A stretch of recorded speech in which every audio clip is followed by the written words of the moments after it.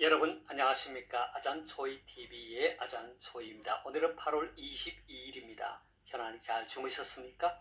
자, 오늘 하나님께서 우리에게 주시는 말씀은 8월 22일 제234구 제자의 길 권면사역 에스겔서 3장 17절 말씀입니다.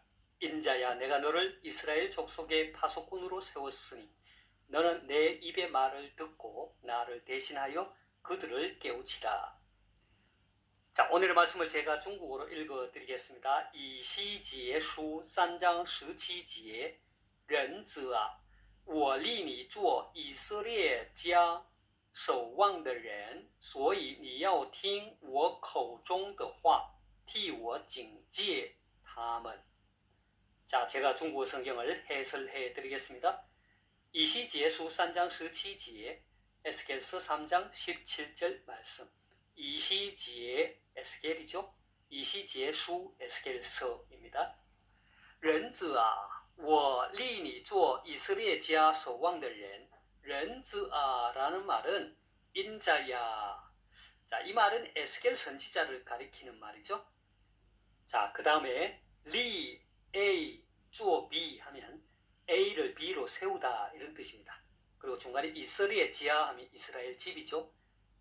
그 다음에 서왕들연 하면 서왕이라 말은 지키다, 망을 보다 뭐 이런 뜻인데 서왕들연 하면 파수꾼, 지키는 사람 이런 뜻입니다. 그래서 人子啊，我立你做以色列家守望的人 하면 인자야, 내가 너를 이스라엘 족속의 파수꾼으로 세웠으니 所以你要听我口中的话 所以그러므로 你要听 너는 들으라 我口中的话 내 입의 말. 그래서 所以你要听我口中的话 하면 너는 내 입의 말을 듣고 替我警戒他们 替이 말은 대신하다, 警戒는 뭐는 경계하다 혹은 깨우치다. 替我警戒他们 나를 대신하여 그들을 깨우치라. 되겠습니까? 다시 한번 중국어 성경을 전체적으로 정리하겠습니다. 以西结书 3장 17절 에스겔서 3장 17절 말씀입니다. 人子啊，我立你做以色列家守望的人。 인자야, 내가 너를 이스라엘 족속의 파수꾼으로 세웠으니 所以你要听我口中的话 너는 내 입의 말을 듣고 替我警戒他们 나를 대신하여 그들을 깨우치라. 되겠지요? 자, 사랑하는 여러분, 오늘의 말씀은 하나님께서 에스겔 선지자를 이스라엘 족속의 파수꾼으로 세우시고 그가 감당해야 할 일이 무엇인지를 가르쳐주는 말씀입니다. 오늘의 말씀은 인자야로 시작합니다. 여기서 말하는 인자란 사람의 아들이라는 뜻으로서 하나님께서 에스겔 선지자를 부르실 때 사용하시는 호칭입니다. 이 말은 에스겔서에서 93회나 나타납니다. 하나님께서 에스겔 선지자를 부르신 후에 이렇게 이어서 말씀하십니다. 내가 너를 이스라엘 족속의 파수꾼으로 세웠으니. 여기서 말하는 파수꾼이란 말은 중국어 성경에서와 같이 망을 보는 사람, 먼 곳을 응시하는, 자세히 살피는 사람이란 뜻입니다. 망대에 서서 적군의 공격 등 다가오는 위험을 감지하고 사람들에게 위험에 대처하도록 경고하는 임무를 띈 자를 가리키죠. 하나님께서는 에스겔 선지자를 이스라엘 족속의 파수꾼으로 세우셨습니다. 이것은 에스겔 선지자가 하나님께서 주시는 예언의 말씀으로 이스라엘 족속에게 경고하여 그 죄에서 벗어나도록 해야 하는 사명을 받은 것을 의미합니다. 에스겔 선지자를 이스라엘 족속의 파수꾼으로 세우신 하나님께서는 이어서 이렇게 말씀하시죠. 너는 내 입의 말을 듣고 나를 대신하여 그들을 깨우치라. 자, 여기에서 우리는 하나님으로부터 세움을 받은 파수꾼 에스겔이 그의 사명을 어떻게 감당해야 하는지에 대한 중요한 교훈을 몇 가지 발견하게 됩니다. 그중 하나는 파수꾼으로 부름받은 에스겔이 전하고 선포하고 깨우쳐야 할 말이 결코 자신의 말이 아니라는 것입니다. 하나님의 입으로부터 나오는 말씀이라는 것입니다. 두 번째는 파수꾼은 하나님을 대신하여 하나님의 말씀을 전하는 대언자라는 것입니다. 다시 말해서 파수꾼인 에스겔이 말씀의 주체가 아니라는 것이죠. 따라서 하나님의 말씀을 대언하는 파수꾼은 하나님의 말씀을 대신하여 전하는 대언자라는 것을 잊어서는 안 됩니다. 그리고 그 대언자는 늘 하나님의 입으로부터 나오는 말씀에 귀를 기울여 들어야 하는 것입니다. 하나님께서는 에스겔 선지자를 이스라엘 족속의 파수꾼으로 세우시고 그가 하나님을 대신하여 이스라엘 족속에게 선포하고 깨우쳐야 할 대상들에 대해 알려줍니다. 그리고 이들에 대한 파수꾼으로서의 에스겔의 직무 수행에 대한 평가까지도 할 것이라는 것을 알려줍니다. 파수꾼으로 세움을 받은 에스겔이 전하고 깨우쳐야 할 그 첫 번째 대상은 하나님의 말씀을 우습게 여기고 습관적으로 하나님의 경고에 전혀 귀 기울이지 않는 악인들입니다. 18절을 함께 보겠습니다.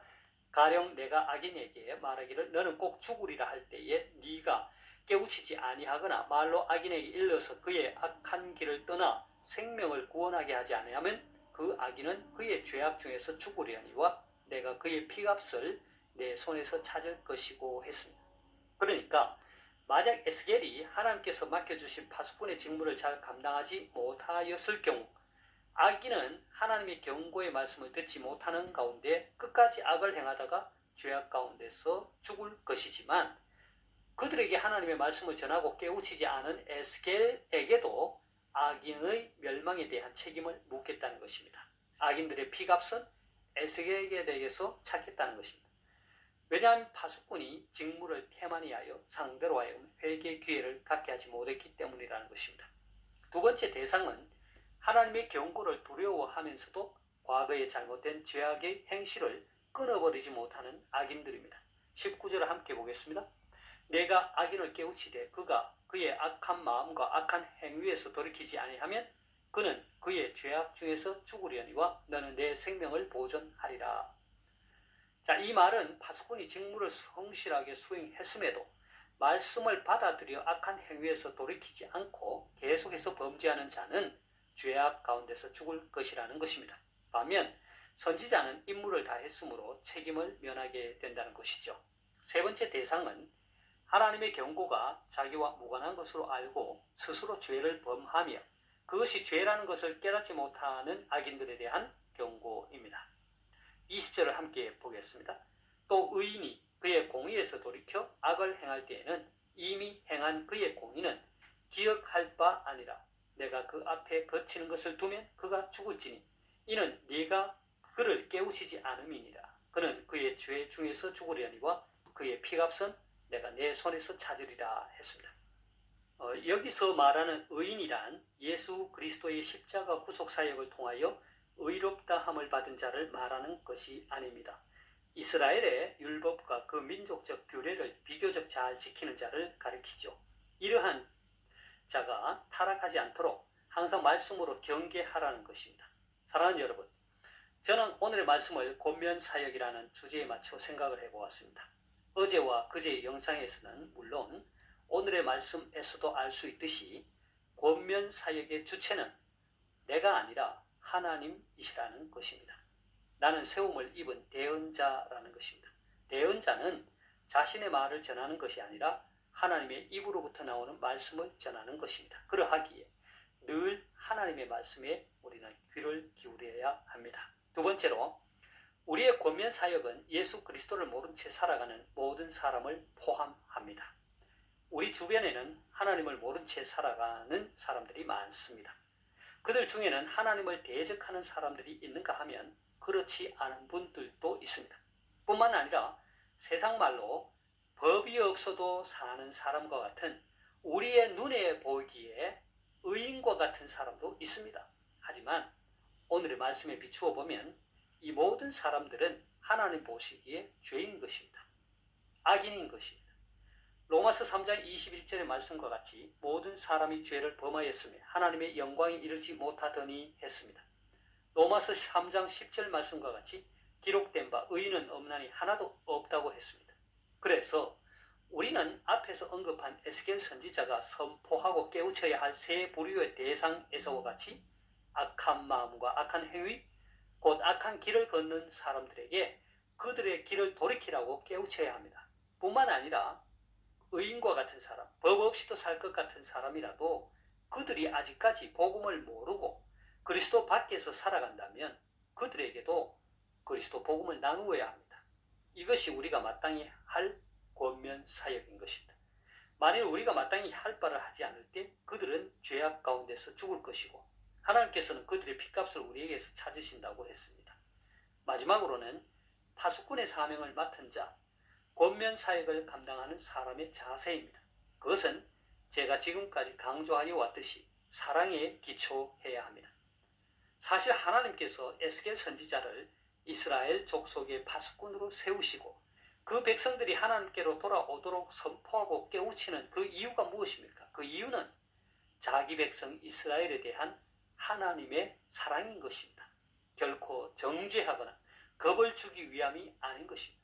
설령 나라가 망하고 포로로 잡혀갔음에도 결국은 때가 되어 그들을 귀환하게 하시는 하나님의 사랑인 것입니다. 권면 사역 또한 그렇습니다. 그리스도의 사랑과 주님의 몸된 교회를 든든하게 세우는 것을 기초로 합니다. 우리의 지체를 사랑하기에, 우리의 이웃을 사랑하기에 그들을 주의 이름으로 깨우치고 지도하고 권면하고 나누는 것입니다. 자, 제가 오늘의 말씀을 다시 한번 읽고 마치도록 하겠습니다. 에스겔서 3장 17절 말씀. 인자야, 내가 너를 이스라엘 족속의 파수꾼으로 세웠으니 너는 내 입의 말을 듣고 나를 대신하여 그들을 깨우치라.